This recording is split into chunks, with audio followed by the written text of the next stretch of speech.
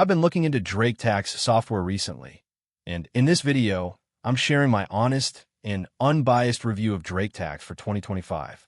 I'll go over all the key points, from its features to potential drawbacks. So by the end of this video, you'll have a much clearer understanding of whether this is the right tax solution for you.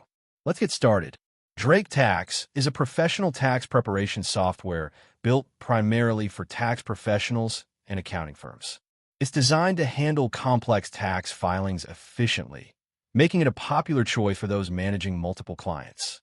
One of its standout features is the speed and accuracy of its calculations, helping tax preparers stay compliant while saving time. What really sets Drake Tax apart is its comprehensive forms library, covering federal, state, and even municipal tax returns.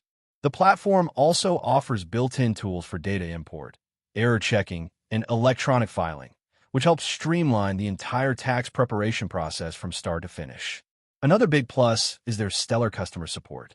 Drake Tax is known for responsive and knowledgeable assistance, which is crucial during the busy tax season. They also provide regular updates to keep the software compliant with the latest tax laws and regulations. However, it's worth mentioning that Drake Tax is more suited for professionals rather than individual taxpayers. The interface, while powerful, can feel a bit outdated and overwhelming if you're not experienced with tax software.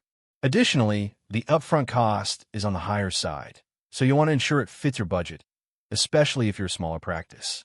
Overall, Drake Tax remains a solid choice for tax professionals in 2025, offering robust features and reliable performance.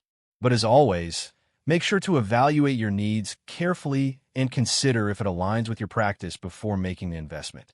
That's it for this video.